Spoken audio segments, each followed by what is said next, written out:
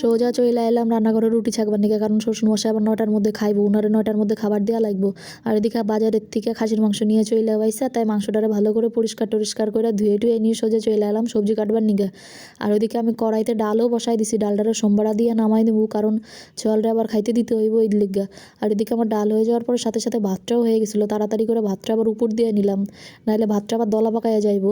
তা ডালের সাথে কি খাইবো তাড়াহুড়ো, যেহেতু হাতে সময় নাই, ওই জন্য দুটো পাপড় ভেজে দিলাম। আর এদিকে বেসন নিয়ে চলে আইসে, এর আগের দিন গাছের থেকে 3খানা মোচা নিয়ে আইছিল, তা 2খানা মোচা রান্না হয়ে গেছিলো, আর 1খানা ছিল, তাই দিয়ে বড়া বানাই নিলাম। আর এদিকে সবজি টবজি কাইটে সোজা চলে এলাম মাংস বসানোর নিগে। আলুটারে ভালো করে ভাইজা টাইজা নিয়ে, আর আমি মাংসটা আগের থেকে পেঁয়াজ টিয়াজ দিয়ে মাখাই দিই। আর এদিকে খাওয়ার টাইম পাই নাই আজকে, তা রান্না করতে করতে আজকে একটু খাইয়ে নিলাম তাড়াতাড়ি। আর খাওয়া দাওয়ার পরে রান্না টান্নাও কমপ্লিট হয়ে গেছে, কিছু বাসন টাসন ছিল মাইজা টাইজা নিয়ে, গ্যাস ট্যাস মুইচা ঘর দুয়ার মুইচা টুইচা নিয়ে অনেক দিন বেসিনটারে পরিষ্কার করায় না, তা ভালো আজকে বেসিনটারে পরিষ্কার